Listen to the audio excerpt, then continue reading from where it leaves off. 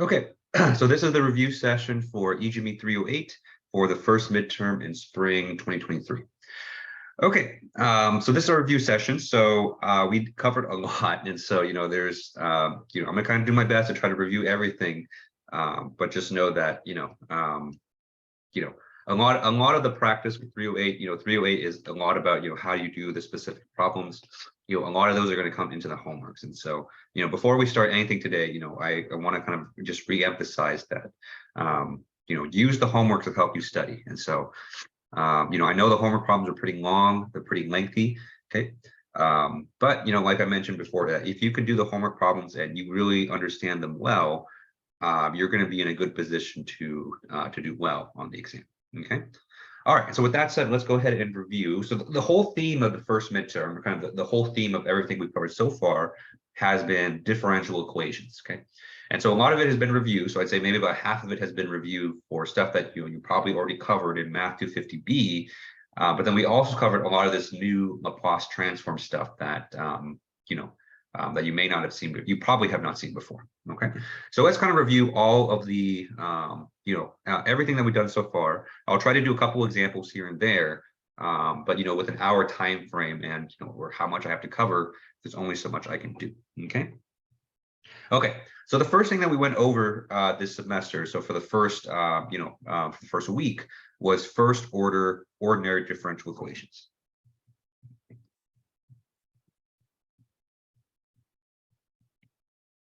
Okay.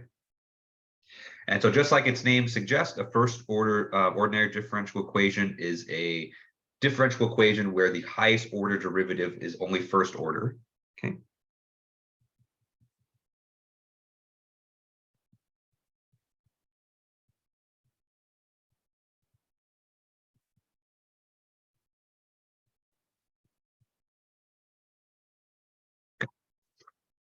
All right. And then we went over ways that we can solve this. Okay. And so we had two main methods. Okay.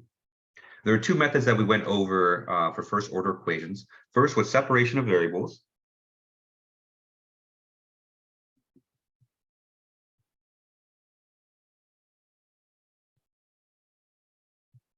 Okay.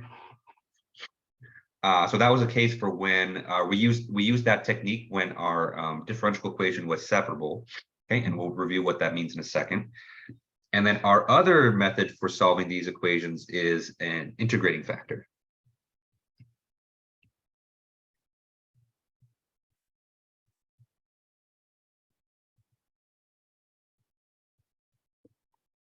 Okay. And integrating factor was applied in cases where our differential equation was linear. Okay. And separation of variables is for separable equation. Okay. And so when you're solving first order equations, at least of the variety that that you are going to see in this class, the main thing that you need to determine is which type of equation do I have, right? So do I have a separable equation that I can solve it with separation of variables, or do I have a linear equation then I can solve that with integrating factor? Okay. Technically, it is possible to have an equation that's both separable and linear. Okay, and so in that case, you can use either method. You're going to arrive at the exact same answer. Okay, but most of the time, it's going to be one or the other. So you're going to have either a linear equation that's non-separable or a separable equation that's non-linear. Okay, but technically, it is possible to have both a separable and a linear equation. Okay. So let's go over separation of variables first. And so what do I mean by separable? Okay.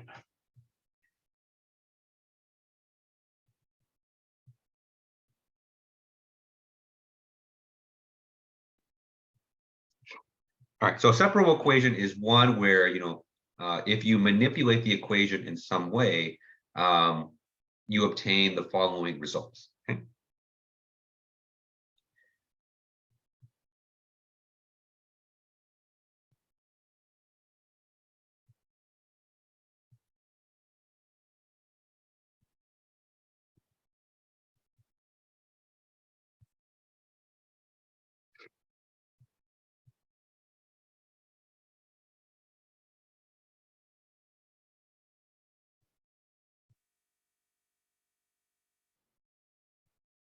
Okay. And so we have g of y multiplied by dy dx is equal to f of x. Okay. Where g of y here is a function that's solely of y, so there's no x in this equation.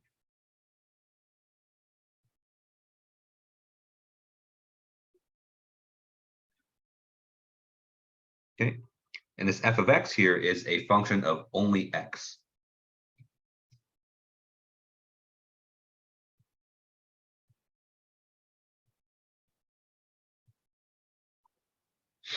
Okay. All right, and so basically you separate it out, and so you separate everything, all the terms with respect to y, put that on the left-hand side of the equation, and all the terms with respect to x, and then put that on the right-hand side. Okay, so in essence, we've separated the variables. We've separated them onto kind of both sides of the equal sign. Okay, all right, and so this is really nice because once you've separated the variables, basically what you can do is you can just integrate both sides. Okay.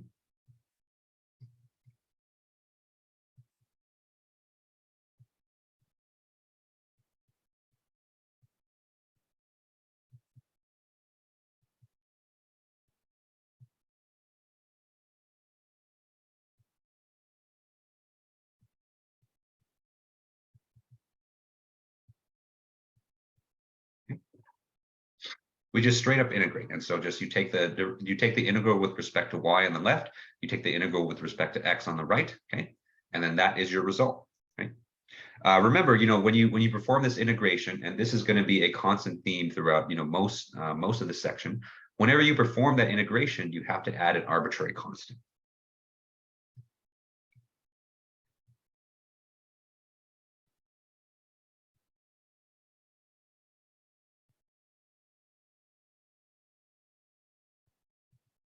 Okay. All right, so that is that is a separation of variables type problem. Okay. Now let's look at integrating factor. So remember, integrating factor has to can only be applied to linear ODEs.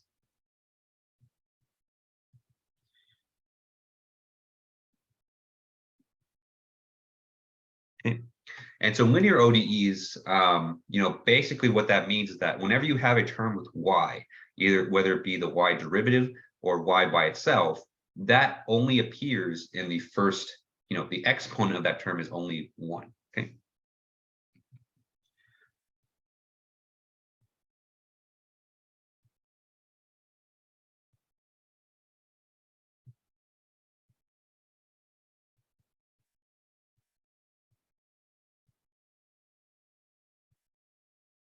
Okay. And so what we say is that all the y terms have linear polynomial power. And so there's no y squareds, there's no square root of y, there's no y to the 3/2 power, right? There's no weird powers of y. It's all just 1. Okay. And so mathematically, it looks like this. So we have y prime plus p of x times y is equal to r of x. Okay. And so the p of x here and this r of x, okay, these are functions that are only purely of x, so there should be no y in these equations at all.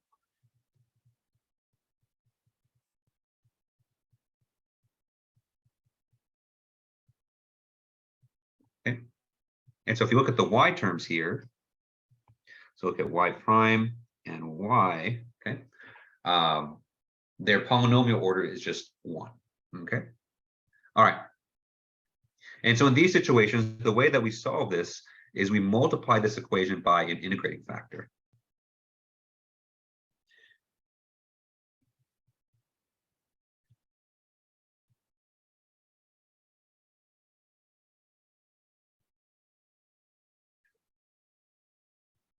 Okay.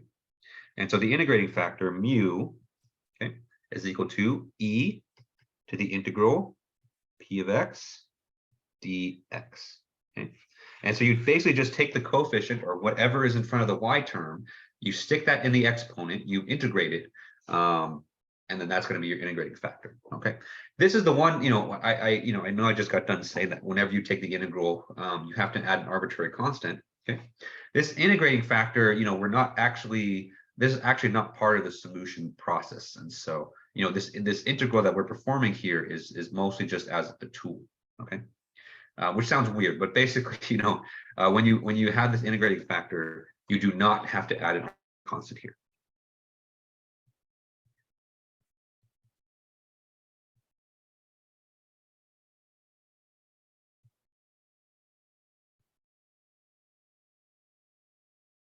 Okay.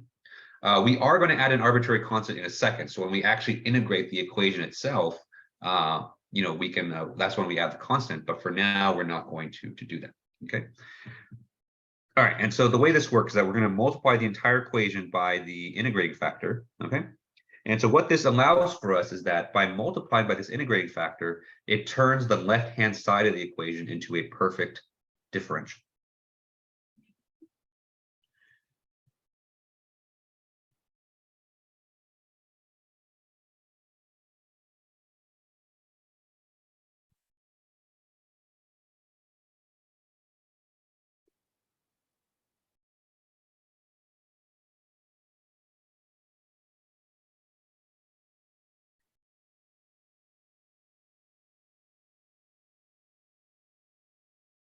Okay.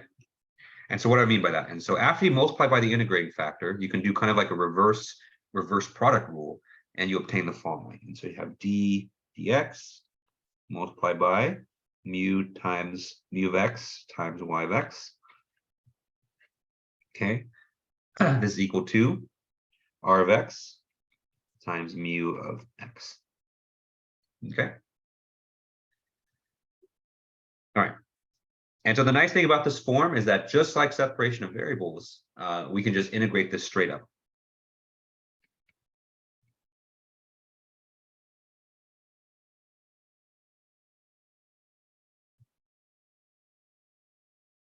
Okay. And so we integrate this, we get mu of x times r of x. Okay. Because the left-hand side is a perfect differential, by performing integration, that integration cancels out with that derivative kind of exactly. Okay. And on the right-hand side, we have integral of r of x, mu of x, plus c. Okay. All right. Or excuse me, on the left-hand side, it should be mu of x times y of x, not r of x. R of x is only on the right. Okay. Sorry about that. And so on the left-hand side, we have mu of x, y of x is equal to integral of r of x, mu of x plus c. Okay. And so, of course, the exact expressions for mu of x and r of x are going to be dependent on the actual problem, but that's kind of what this technique is designed for. Okay. Okay. And so we have those two techniques. Okay. So we have separation of variables and integrating factor. Okay. And like I mentioned before, the goal or kind of the trick to do first order equations is really just kind of deciding which method that you should use. Okay, so that's kind of the hard part. Once you kind of know which method that you are going to use, then it's a bit more mechanical. Then you kind of just go through the motions. Okay. All right. So with that said, let's do an example. So I believe we didn't have time for this example in the class, but we can go ahead and do it now.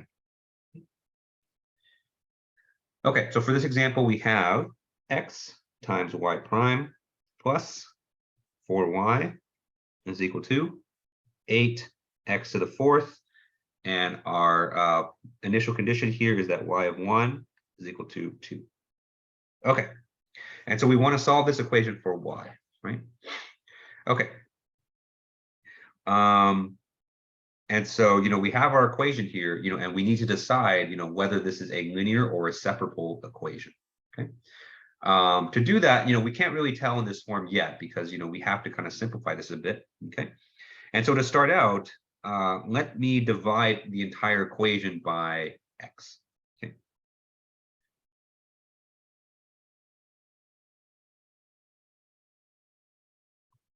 Okay. And the main reason I'm doing this is so that the coefficient in front of y prime, or the coefficient in front of the derivative term, is going to be 1.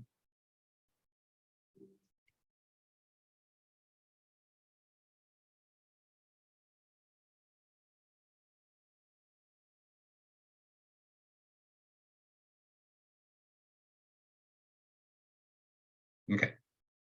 And so if we do that, we get y prime plus 4 over x y is equal to 8x cubed.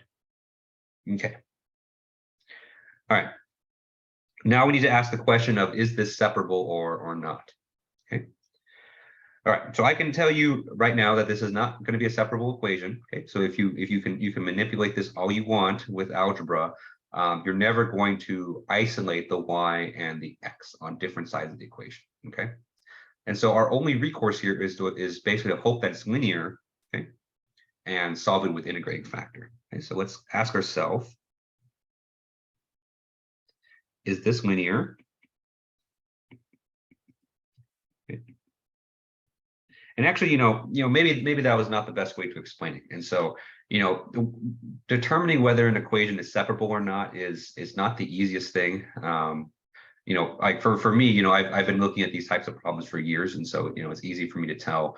But if you're kind of doing this for the first time, it's sometimes there's a lot of algebra that you have to do in order to get an equation separated. Okay, and so I think the easier thing is to kind of ask yourself, is this equation linear, and then base it off that. Okay, and so I'm not going to throw a curveball at you. I'm not going to give you an equation that is neither linear nor separable. Okay, because you wouldn't be able to solve it.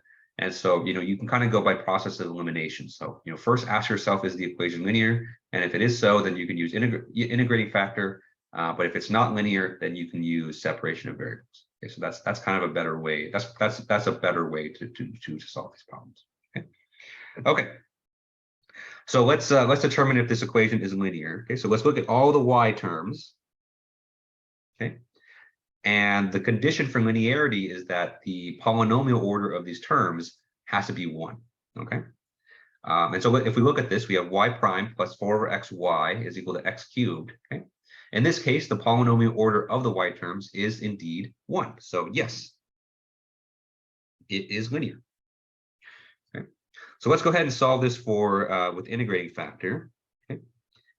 And so for integrating factor purposes, the coefficient in front of the y is 4 over x. Okay. So let's go ahead and solve for the integrating factor. So you have mu is equal to e to the integral 4 over x dx. Okay. This is equal to e to the 4 ln of x. Okay. The e and the ln are going to cancel out because they are opposite operations. And so what we get from this is x to the 4th. Okay. So that is our integrating factor. Okay, so let's go ahead and multiply this by our equation. And so let's go ahead and form our perfect differential on the left. And so we have d dx of x to the 4th times y of x is equal to 8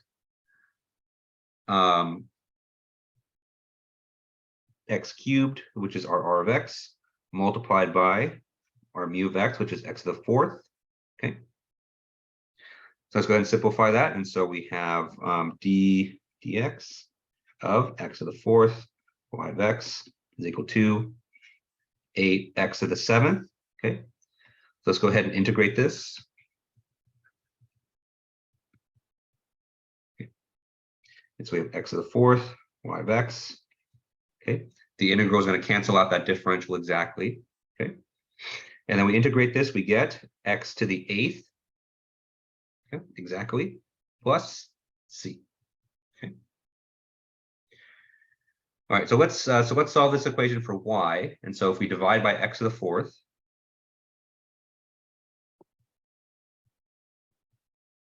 okay, we divide by x to the 4th, we get y of x is equal to x to the 4th plus c over x to the 4th.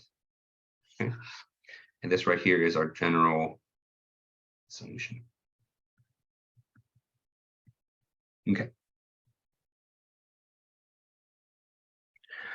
All right, and so of course the last step here is to apply our initial condition. And so our initial condition in this case is y of 1 is equal to 2.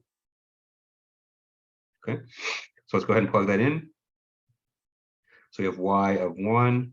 Everywhere we see x, I'm going to plug in 1. So we have 1 plus c over 1 to the 4th. Okay, and this is equal to 2, right?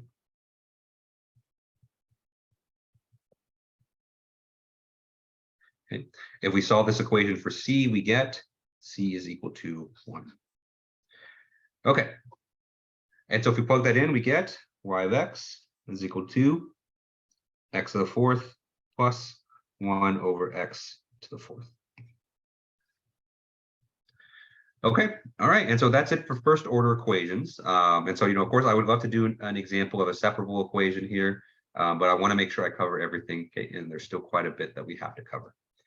Okay, all right, so after first order equations, then we moved on to second order equations.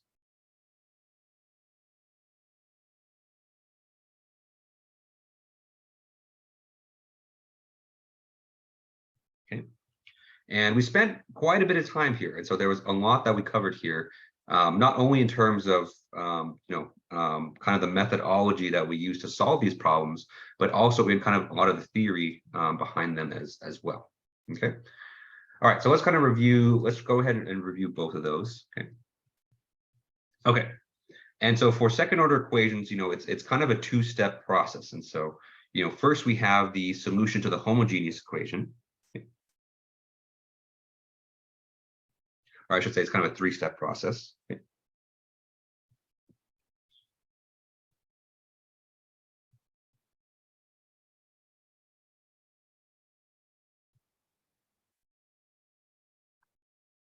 Okay. And so first thing we do is we solve for the solution to the homogeneous equation.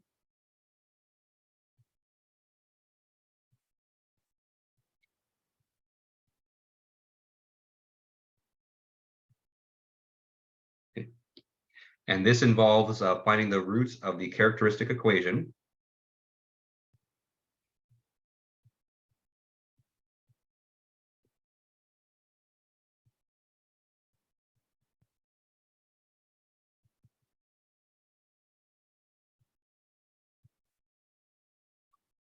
Okay. Part two. So step one here is almost always, I mean, it is always going to be there. Okay, so you're always going to have to solve for the roots of the characteristic equation and get a homogeneous solution. Okay. Step two here, this is only required if you have a right-hand side. Okay, and so if the right-hand side is not equal to 0, then you do step two. But if the right-hand side is equal to 0, then you just skip it. Okay. All right. And so we're going to solve particular solution.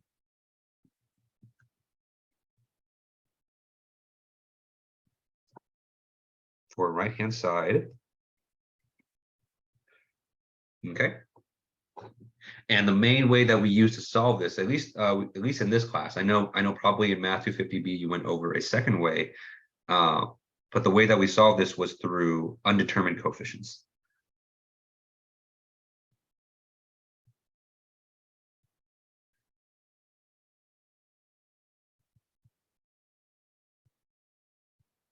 Okay.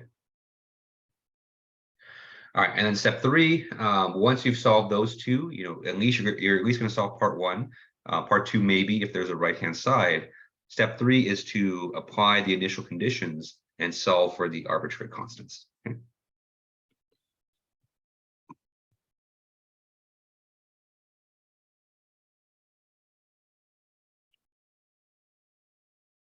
Okay. And so with that said, let me go ahead and write out the general form for the second order linear differential equations. Okay. And so the general form is y double prime plus py prime plus qy is equal to r of x. Okay. So that's the general form of the equation. Okay. And the main thing I want to highlight here is that for step two, okay, you only do step two if your r of x here is non-zero. Okay, so if r of x here is 0, then you just skip step two completely. Okay, and then you just go to step three. Okay, so let's go ahead and review each step. Okay.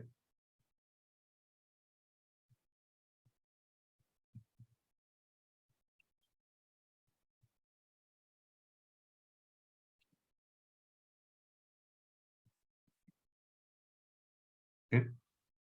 And so let's start with solving the homogeneous solution. And so the homogeneous solution, this is solved for by forming the characteristic equation.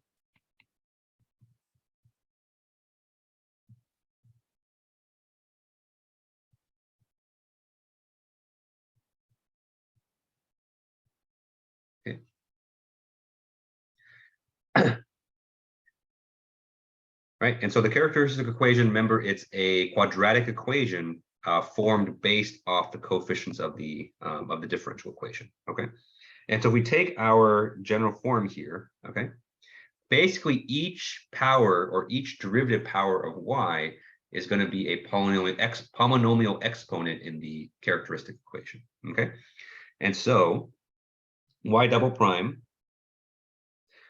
this is going to be equal to lambda squared. Okay, because it's a second order derivative, and so we get a quadratic term. Okay, right, and so you know, the second term we have py prime. It's going to be p lambda. Okay,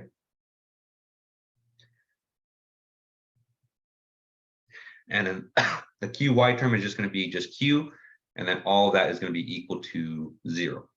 Okay, all right, and so what we have here is a quadratic equation.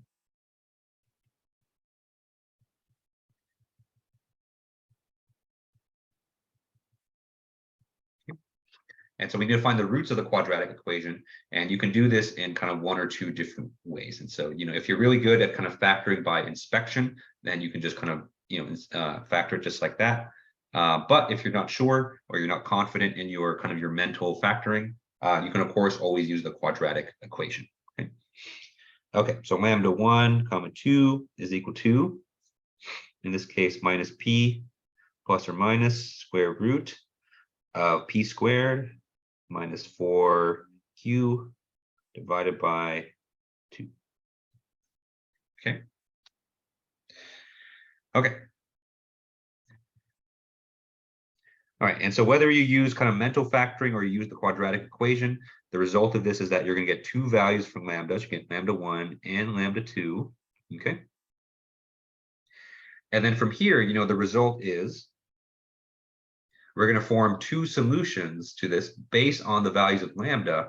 And then those are going to be our homogeneous solution. Okay. And so we have y of x is equal to c1 e to the lambda 1 x plus c2 e to the lambda 2 x. Okay.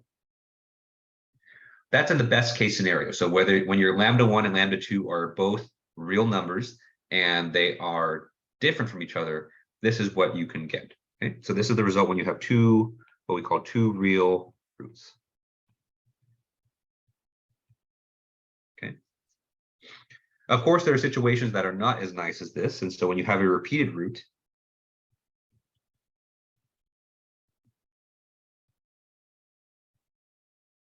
okay, and so repeated root is when lambda 1, lambda 2 are the same.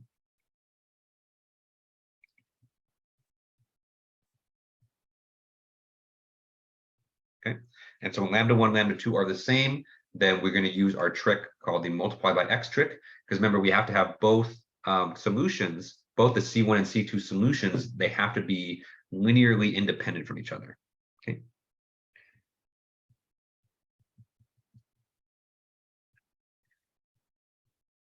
Okay. And so for this general form, I'm saying lambda 1 is equal to lambda 2 is equal to lambda. Okay, so lambda is going to be the repeated root. And so our y of x here is going to be c1 e to the lambda x. Okay, so that's our first solution. So that comes directly from the root. And our second solution is going to have the same, almost the same form as the first solution, except we multiply by x. Okay.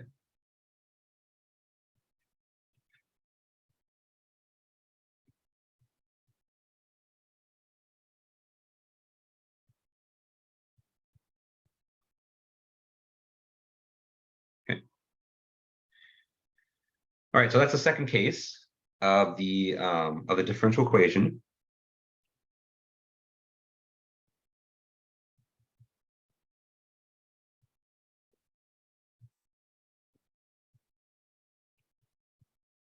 All right, so the third case is when you have complex conjugate roots, okay? And that is a situation when your lambda 1, lambda 2 have an imaginary component or have a complex component, Okay. And so in these situations, you have lambda 1, lambda 2 is equal to some a plus or minus omega I. Okay. Where that omega I is the imaginary component of these roots. Okay, so usually in these cases, unless you're really, really good at this, usually in these cases, you find this out through the quadratic equation. Okay, and then what happens is that in the quadratic equation, this square root term, or the expression within the square root becomes negative. Okay, and when you take the square root of a negative number, you take the square root of negative 1, it ends up as the imaginary number I. Okay, and so in these situations, our solution here becomes a sinusoidal function instead of an exponential function.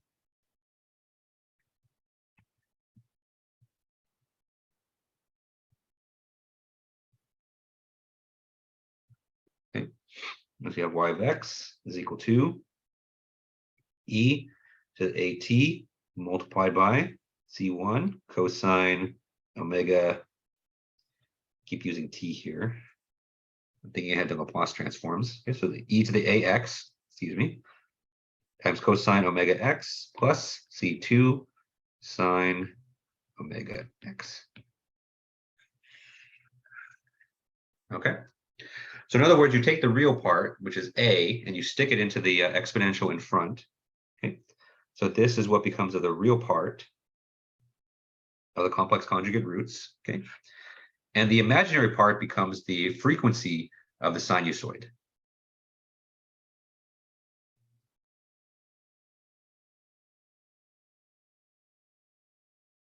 Okay.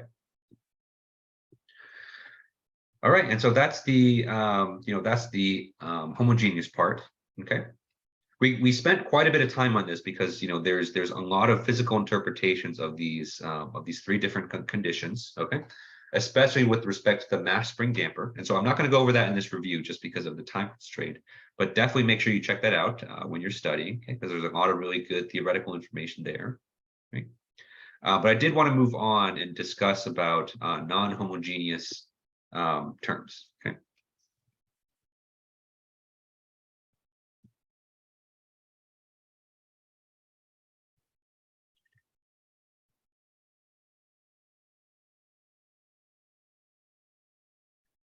Okay. And so non-homogeneous expressions, this is when the right-hand side of your second order differential equation is non-zero. Okay, so when r of x is non-zero. Okay. Okay. And so in these situations, when r of x is not equal to 0, then we have to solve basically for a separate solution. Okay. And so on top of the homogeneous solution, so on top of the solution that we already found, we have to find another solution that satisfies that right-hand side. Okay.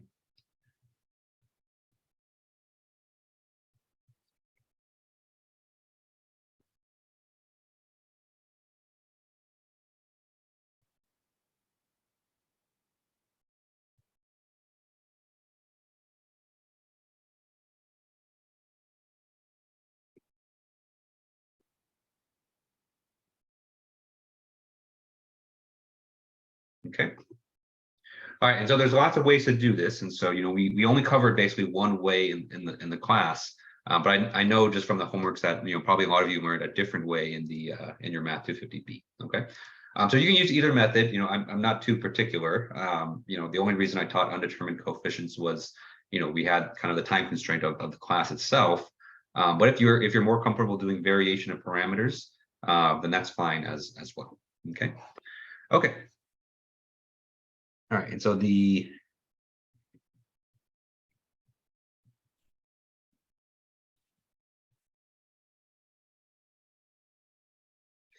method that I taught in the class was undetermined coefficients. And so the idea behind undetermined coefficients is to basically guess a form for the particular solution based on the form of r of x.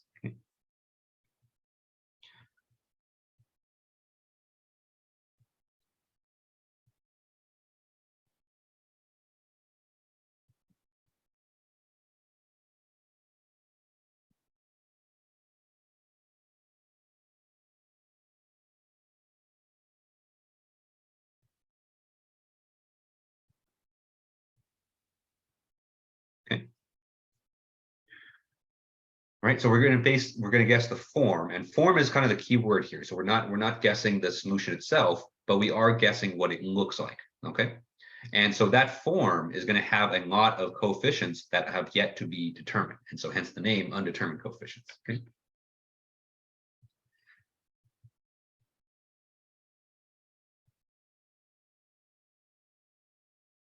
Not a list. Have the coefficients.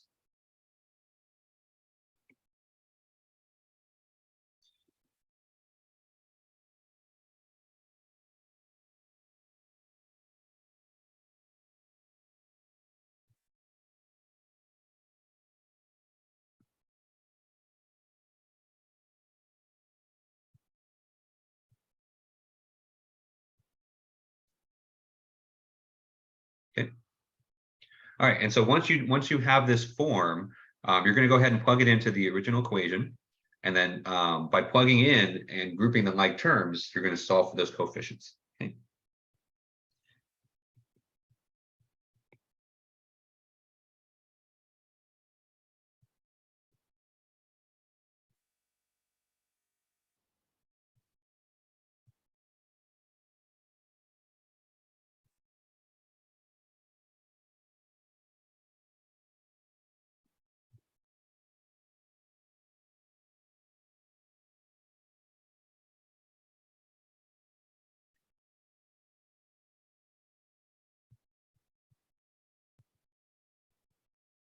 Okay.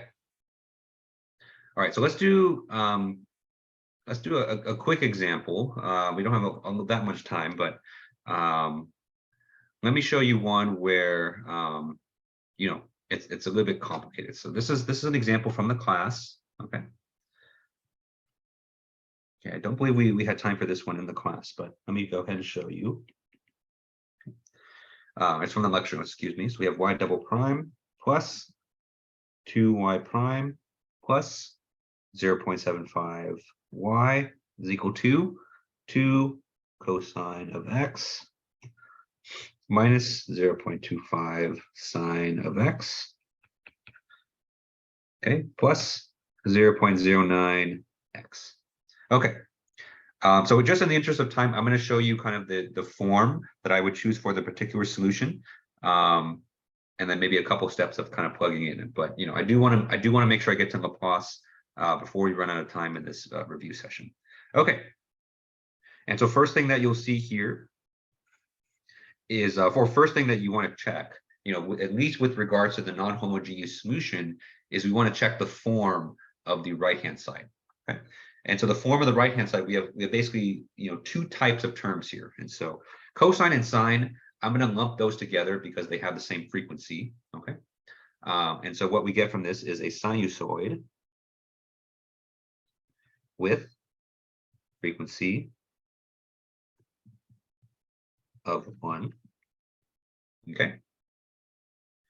Right. So that's one type of term that we have. The other type of term that we have is basically a linear polynomial.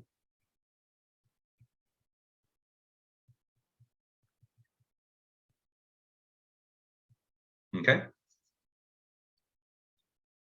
And so our particular solution is going to incorporate both of these into one.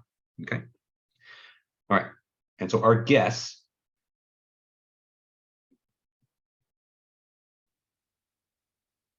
for yp of x, it has to incorporate both of those kind of features. Okay. So let's start with the sinusoid. So a sinusoid of frequency 1, you know, it could either be a sine or a cosine term. And so we should include both. Okay. So we have a cosine of x plus b sine of x. Okay. And so this right here, this is a sinusoid of frequency 1.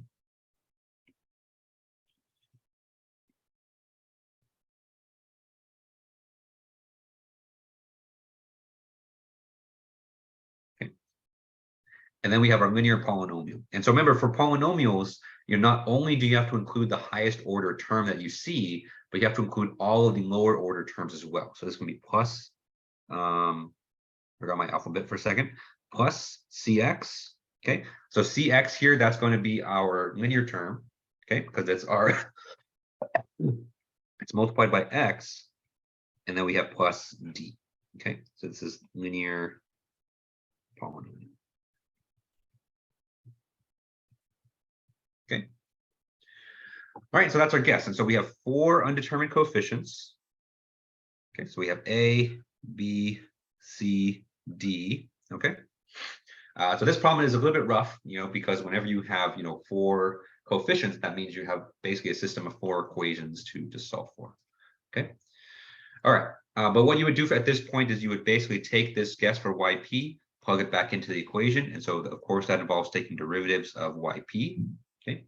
Setting it equal to the right-hand side, grouping the like terms, and then, using that system of equations or using that system to solve for all of the coefficients. Okay. All right. And so just in the interest of time, I do want to move on to Laplace for the last 20 minutes.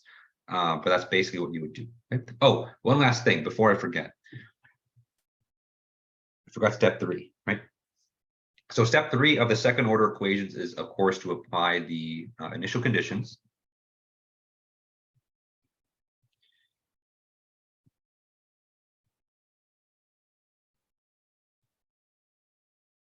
Okay. And the reason we apply these initial conditions mathematically is to make sure that we can solve for the coefficients in the homogeneous solution. Okay.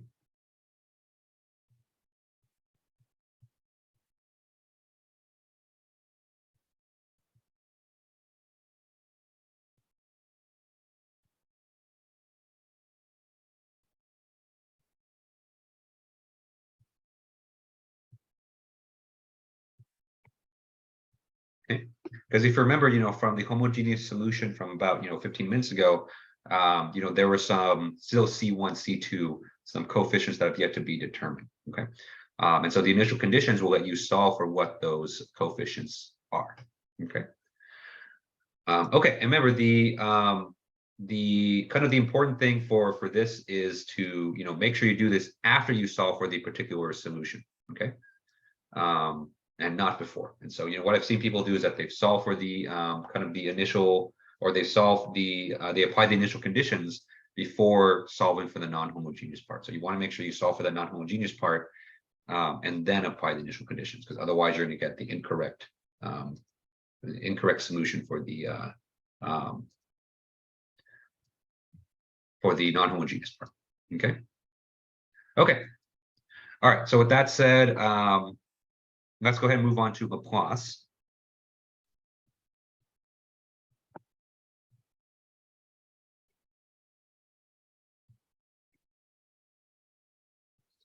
Right.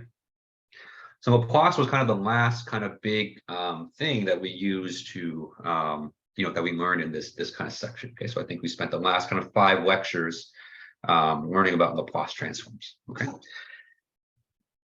And so the purpose of Laplace, the reason we did this was so that, we kind of have an alternative method to solving our differential equations. Okay.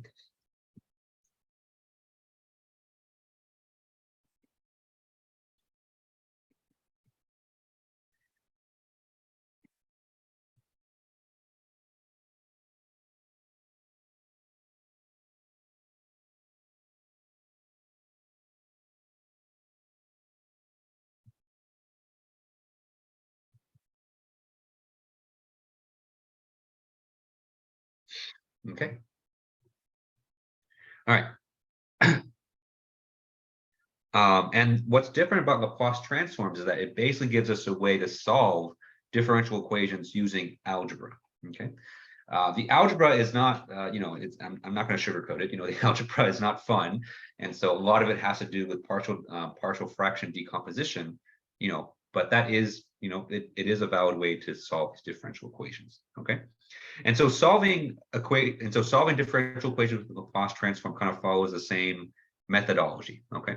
And so we spent a long time, talking about Laplace just because it was relatively a new thing. But the methodology is actually, fairly simple. Okay. Or not simple, but it's the same methodology for every problem. Okay.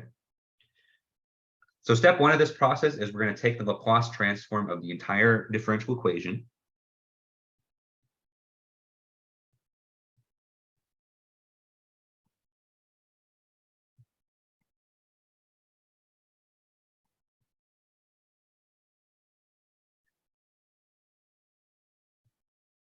Okay, so derivatives, right-hand sides, all of it at the same time.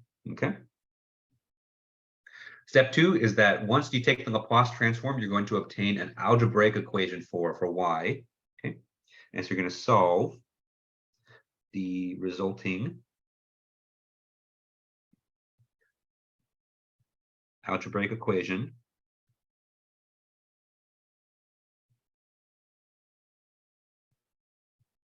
for y of s. Okay.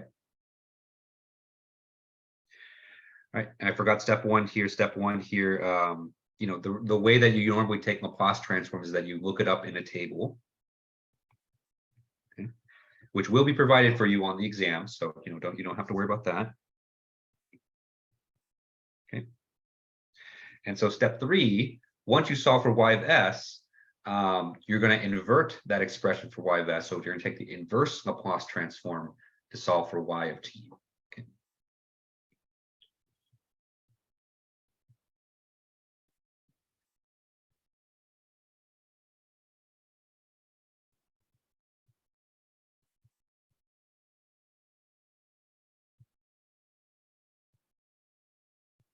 Okay.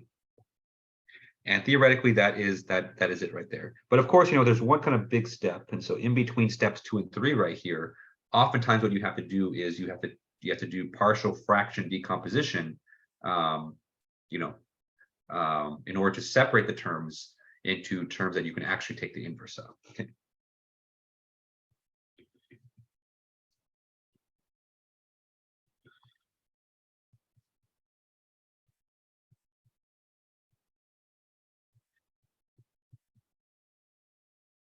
Okay. And of course, step 3, just like step 1, you're going to take the inverse Laplace using the table.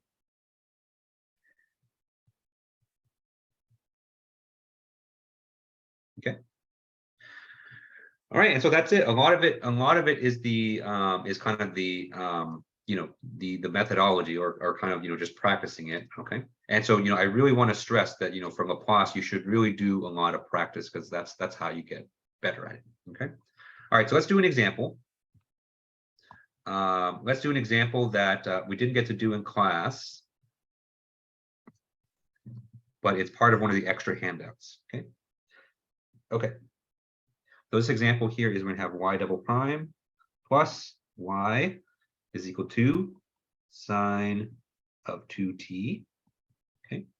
And our initial conditions here is that we have y of 0 is equal to 2 and y prime of 0 is equal to 1. Okay. So we have a differential equation here. Technically, you can solve this with the usual way. And so you can solve this using kind of the method that we did before. But let's do this with Laplace so that you get the idea of how to solve this. Okay. All right. And so step 1, we're going to take Laplace of the entire equation.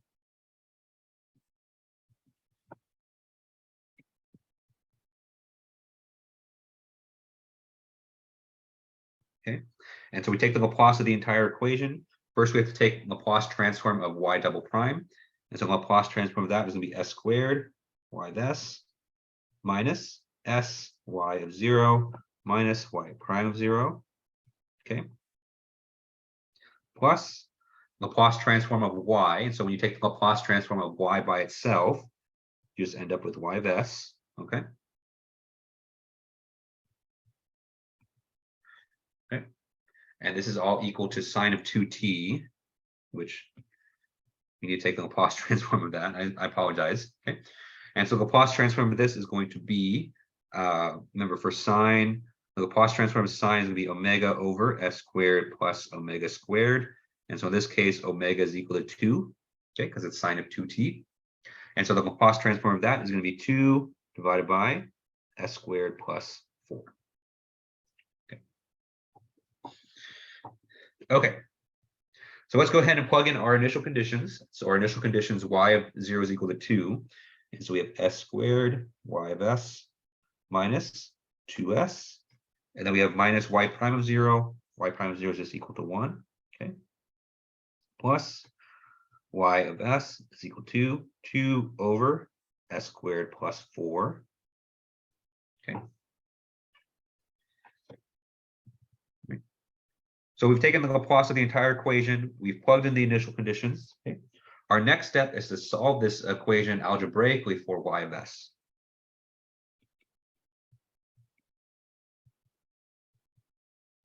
Okay. All right, and so if we do that, on the left-hand side, we're going to have y of s multiplied by s squared plus 1.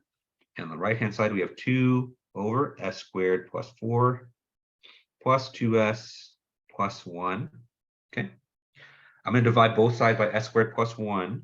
And so we get y of s is equal to 2 divided by s squared plus 1 times s squared plus 4 plus 2s divided by s squared plus 1 plus 1 over s squared plus 1. Okay. All right, so that is our y of s. Okay.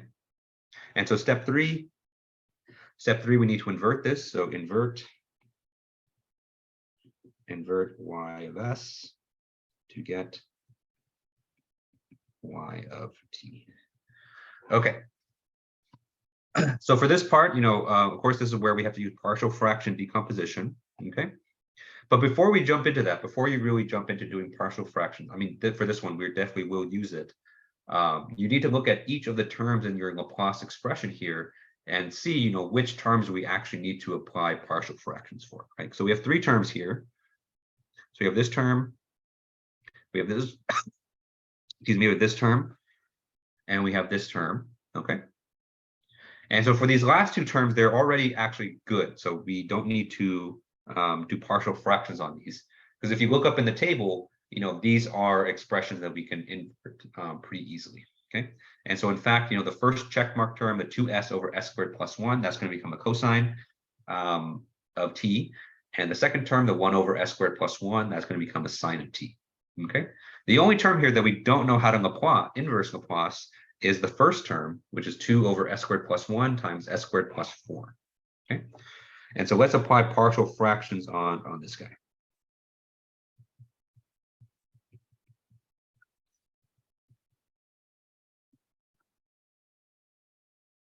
Okay. All right, so we have 2 divided by s squared plus 1 times s squared plus 4. Okay. And so, what we have in the denominator there are 2 terms that are unfactorable. Okay, so s squared plus 1, we can't really factor that into 2 separate terms, and s squared plus 4, we can't really do anything with that too. Okay, and so our partial fraction decomp are just going to be those 2 terms: s squared plus 1, s squared plus 4. Okay, and so we're going to decompose our 1 fraction to these 2. Okay. And so then we have the question of the numerator. And so in the numerator here, we're going to have a linear function. Okay, so we're going to have as plus b, and then cs plus d on the second. Okay, because remember, the numerator has to be 1 power less than the denominator. Okay. All right, so we've set up the decomposition. So let's go ahead and execute it. So let's multiply. We're going to multiply by our denominator.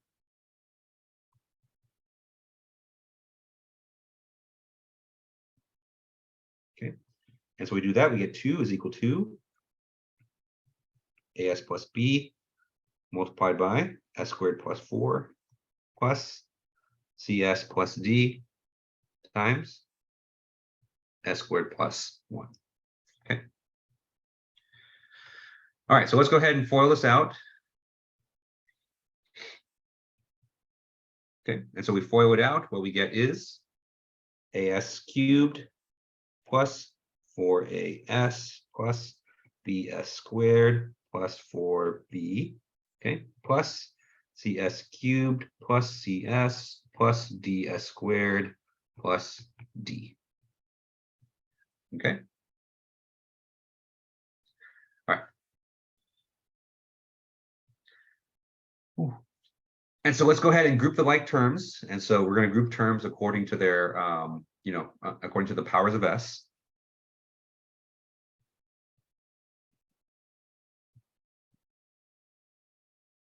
Okay, so we have 2 is equal to, let's do the s cubed term. So s cubed, we have a plus c. Okay. Then we have s squared. The s squared term, we have b plus d. Okay. Then we have the s terms, and so the s terms we have 4a plus c. And then for the constant terms, we have 4b plus d. Okay. All right. And so now that we've grouped the like terms, we can go ahead and set up our system of 4 equations and 4 unknowns.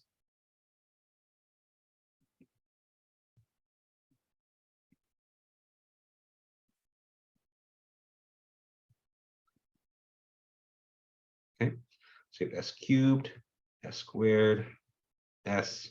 Okay, so for s cubed, we have a plus c. That's going to equal to 0. The s terms, we have b plus d. That's going to be equal to 0. Okay. For s, we have 4a plus c.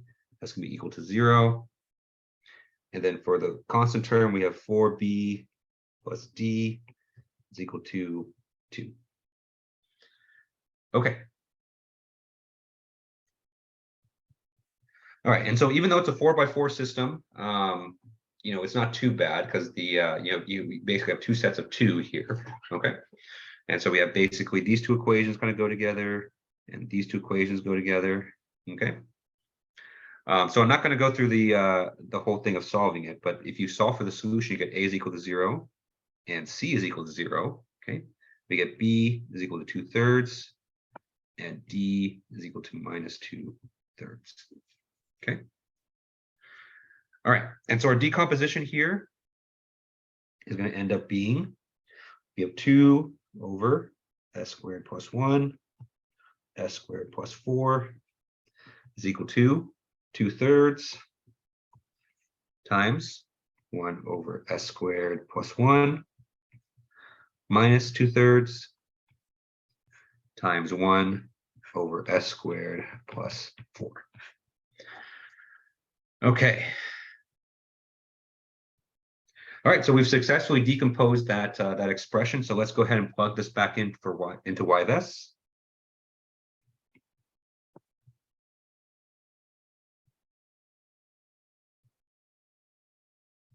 Okay.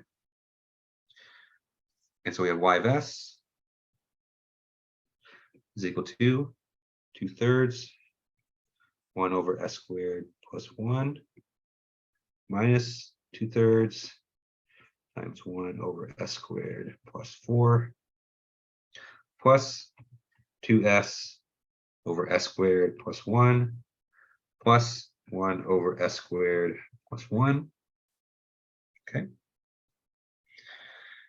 All right, we can combine a couple of these terms. We can combine this term and this term because they have the same coefficient. Okay.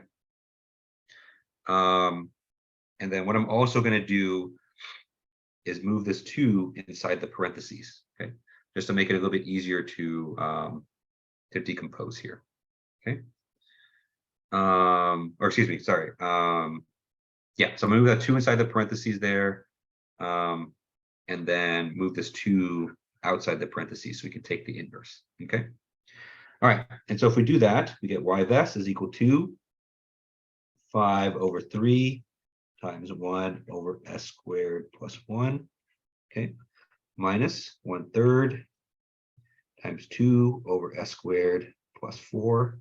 Okay, so we did that just for the purpose of taking the inverse. Okay, and we have plus 2 times s over s squared plus 1.